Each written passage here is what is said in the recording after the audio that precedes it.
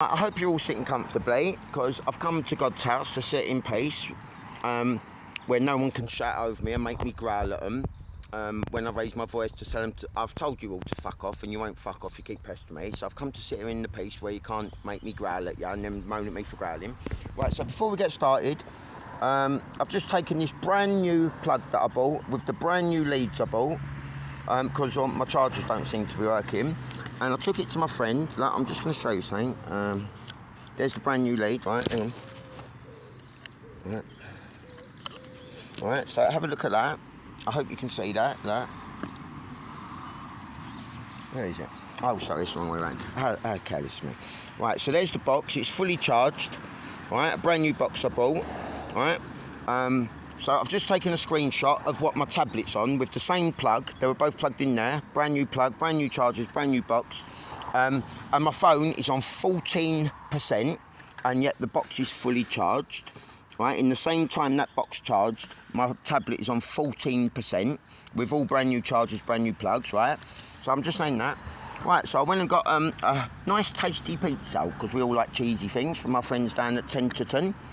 I thought I'd get some ice cream. So let's get started. I just want people who donate money to homeless charities in Kent. I want you to know where your money's going, right? So after I was here the other day, I went to High Halden, sat with our little heroes, where the missing black cat is, where we're holding your football ransom, where you're supporting your heroes with football, while we're wrapping you up with your blanket, with a bit of string, with the poppies holding you up, the heroes holding up the idols and all that.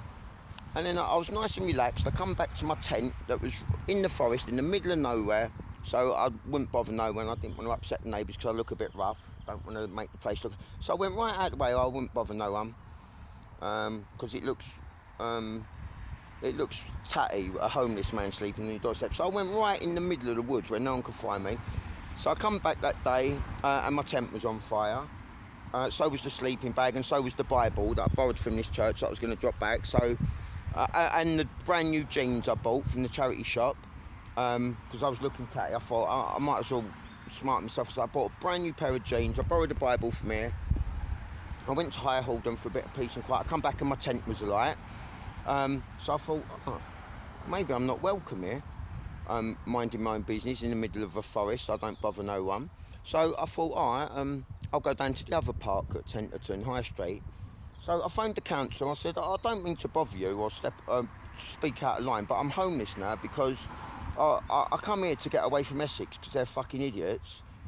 And as you'll have all seen on my YouTube, my family kicked me out because I wouldn't let an abusive doctor abuse me no more. So I had no choice. That's why I'm homeless. The video shows me being kicked out. She said, "You're out of here. Don't you be rude to your abusive doctor. How dare you? I can't live like this. So you're out of here." So there's your proof that I'm homeless and why I got evicted. So yeah, I come to Kent because I can't really trust Essex no more. I was minding my own business in the middle of the forest, and I come back and, like I say, my tent's on fire. I mean, I don't need to prove it. I mean, I can go back there later and film the debris, but I'm not going to. So I just moved along. I went down to Djclubuks Park in the High Street. So I phoned the council. I said, I don't mean to speak out of turn, but someone's just set my tent alight, and I'm homeless now. Can you help me? And she said, yeah, I'll send the homeless people down. I said, well, that's well and good. We all look after each other, but you're the authorities. And you're the council, don't you help homeless or something? And they said, yeah, we'll come down. So they didn't come down, nor did the homeless. So I stayed there, had a good sleep. Next day, nothing happened. So I thought, I'm going to move from here. So I got bus to Ashford. And I met a nice girl called Jennifer, I think her name was. She come out. She said, I've just done a crack pipe. I said, all right, yeah. She goes, have you got a fag? I went, no. She goes, I want a beer. I said, yeah, there's a quid, go and get a beer. So I paid for a beer. I said, can you get me any drugs, any weed? And she went, yeah. So I got some weed, and we went and smoked it. We was having a nice little chat, and then she said, I got no money for beer. I said, oh yeah, there's a beer. And we was having a chat, there's a little smoke. I said, oh, who do you like? Put on some music. I said, yeah, I like J-Lo, I like fucking this, I like... And she said, yeah, go on, and J-Lo will do. And then I said, didn't you say your name was Jennifer? And she wouldn't answer me. And then she pulled a bottle of vodka out of her pocket after she just said, I want a drink, and I bought her a beer. Right, and then we had a chat. She went home. So I slept there under God's house, under God's watch, felt nice. And then the next morning, I went down to the Memorial Gardens, where all our fallen heroes were. And I'll say one of their names. One of them was Harlow, someone Harlow. That's a name that jumps out. And I was just minding my own business at 6, 7 in the morning. And what do you know? A geezer nudges me. I went, what do you want? He goes, oh, it's Jack from the council. What's the chances? I went, hello, mate, how's it going? He goes, how you going? I go, oh, I've been better. He goes, so what, anything we can do for you? I said, yeah, I'm homeless because someone burnt my tent down. So I went in your council office the other day, right in front of your CCTV, and a nice woman come down and said, what can I do for you? I said, oh, well, I was just minding my own business in my tent, and someone caught fire to it. Must have been an accident, of course. So I phoned you, and you said you was come down to Tenterton Park. You didn't. So I just got a bus to Ashford just to change, just to get away from it. And I just come to see if you could house me or something. Because, I mean, when I was down in Appledore before, you sent people down to take pictures of how I was living in squalor. You sent Jack down and that nice man. And they said, we can't help you, but we want your medical records. So I got my medical records that they sent me straight away. And I said, what do you want my medical records for? I don't know. So I thought, I looked through them, and I see that it says National Service Framework, Mental Health or something, but it says nothing about any diagnosis, that I was locked up for 5 years for. So I've asked other doctors, I asked my doctors in Harlow, I said, can I have my medical records? They said, no, you need to do that. I said, no, I don't, because Churchill sent me them over my phone, so no, I don't. Can I see my medical records? They said, no. But I've got a letter for you from your GP here. So I said, all right, give it. So I opened it and he said, you need a smear test on your womb. So I went back next day, I said, I just got a letter from my GP saying I need a smear test on my womb. Can you throw any light on it? She went, no. I said, can I see the doctor then to explain? She went, no.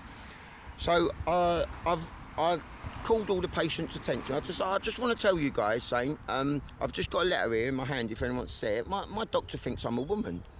And yet on my medical records it says Mr. Wayne Heath. And he's seen my cock before because I broke my banjo string before. I said, look, I've got a cock. So he knows I'm a man and haven't got a womb, but he's sending me letters saying I'm a woman. So I just let the whole surgery know. I said, this is what your doctors are capable of. They know you're a male. My name's Mr. Wayne Heath, and here's a smear test thing saying my womb might have cancer. So I'm just letting you all know. Goodbye. So I fucked off. I come to Kent.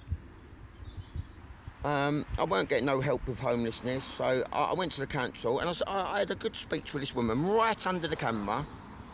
And she said, I'll just pop upstairs, see what I can do. And then she come down and said, right, I've called you an ambulance. I said, what? Why'd you do that? I've just sat here for half hour explaining to you, nice and calmly, that my problem is the NHS, that they're incompetent, they don't know what they're doing. They seem to think I'm mentally ill, when I've never said anything of the sort. I just said I'm homeless, and I just told you I'm homeless, and I've come here to see if you can house me, because you paid a lot of attention when I was down at Appledore, sending people down, you didn't house me. And then I come back again, you sent them down again, you still didn't house me. But Jack and that nice man from the Beacon, they brought me sleeping bags. They come down several times, that woman, I can't remember her name. They brought, like, so they're caring, they don't mug me off. So I asked for Jack when I was there, he weren't there, so I just fucked off, and Jack come and woke me up in the Memorial Park. How's your luck, eh? So I said, oh, you here to house me? He went, no. But is there anything you could ask? Suddenly a sleeping bag. So he took me back to the office, and guess what was there? He had a sleeping bag. So, see, these people, that's why I asked for these people, because they've got a proven track record of looking after me. And he says, look, I've not got the power to house you. I said, I know, that's why I went to the council office. I don't want to bother you. But as you've just come and woke me up here, I'll tell you again, I need housing, because shelter from the elements is one of my human rights. Article 2 or 3. So is a right to privacy without intrusion from the state and all that, interference from the state, Article 8. No one should suffer inhumane and degrading treatment, Article 2 or 3. But you'd know all that because you're government officials and that. And so does the woman that I spoke to in your office the other day when I said, I just need housing, mate, because I've been pushed around by the NHS. They locked me up for 5 years with no assessment and drugged me up for some reason. And then when I come out and ask for questions on my medical records so I can sue them and get my own place, so I don't need to bother councils because there's more needy people, I can go and get my own place. No one seems to want to access these records, so I can prove that I had no assessment, no procedures were followed. So it was all unlawful, so I'm entitled to compensation, so are my kids. And it's still going on, because like a few years ago, as you know, because I sent you the video when I come here, I said, look, I've just put a video on YouTube to show why I'm homeless, and that I'm still being controlled and manipulated by the NHS, who don't know anything, still not following procedures. For some reason, he turned up at my door wanting to do a mental health assessment. I said, go on then, here I am. But he started yapping to my mum, my dad, my sister.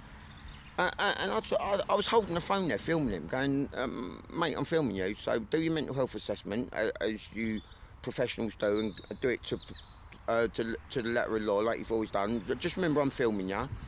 So he didn't do that. He yapped away and started saying, you got options about hospital and medical. I said, yeah, there's another option. You can fuck off.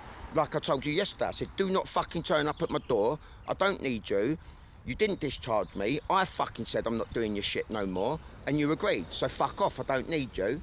So his little minion phoned my dad when I was in his room, saying, oh, I've made a home appointment for Wayne. I said, is that my fucking care worker? He said, yeah. I said, give me the fucking phone. I said, why are you phoning my dad? Oh, well, I said, I'm your fucking patient. What do you want? I've made a home appointment. I said, I discharged myself because I don't need your services, thank you. He said, well, we're going to come in here. I said, no, you're not, because I'm going to send you a message now and take screenshots of it to say you're harassing me and it's causing me alarm and distress. And if you turn up, I'm going to report you to the police for harassment, and I've got evidence because I'm sending you the screenshots now. So they turned up. I said, what do you want? I said, I'm not saying nothing, I'm just going to film you. Go on, go. And he was going, your sister said this. I said, that's good. And your mum said that. I said, that's even better. I said, what do you want?